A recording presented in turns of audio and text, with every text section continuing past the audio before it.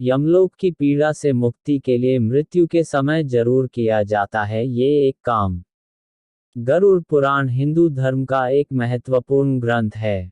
इसमें जीवन, मृत्यु और मृत्यु के बाद के जीवन से जुड़ी कई बातें बताई गई हैं।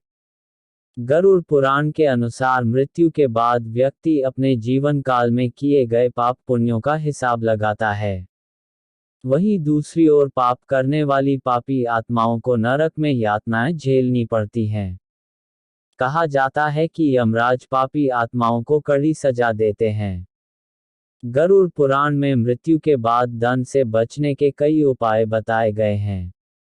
गरुड़ पुराण में कहा गया है कि किसी की मृत्यु के बाद यदि मृतक के पास कुछ वस्तुएं रखी जाती हैं, जिससे यमराज उनकी आत्मा को दंडित नहीं करेंगे। तो आइए जानते हैं क्या है ये वस्तु।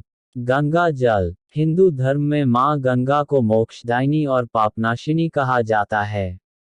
गरुड़ पुराण के अनुसार यदि किसी मरते हुए व्यक्ति के मुंह में गंगा जल डाला जाए तो उसकी आत्मा को कभी भी यमराज का दंड नहीं मिलेगा। भागवत गीता। श्रीमद् भगवत गीता में भगवान श्री कृष्ण ने अर्जुन को जीवन और मृत्यु से जुड़ी कई बातें बताई हैं। गरुड़ पुराण यह भी कहता है कि यदि कोई व्यक्ति मृत्यु से ठीक पहले अंतिम क्षणों में गीता श्लोक का पाठ करता है तो उसे मृत्यु के समय कोई कष्ट नहीं होगा। मृत्यु के बाद उनकी आत्मा को यमराज का दंड नहीं भुगतना पड़ेगा। तुलसी। तुलसी को हिंदू धर्म में बहुत ही पवित्र और पूजनीय पौधा माना जाता है। भगवान विष्णु को तुलसी अत्यंत प्रिय है, इसलिए तुलसी को हरिप्रिया भी कहा जाता है। गरुड़ पुराण में कहा गया है कि मृत्यु से ठीक पहले किसी के मुंह में तुलसी के पत्ते डालने से उसके प्राण त्यागने में कोई कठिनाई नहीं होगी।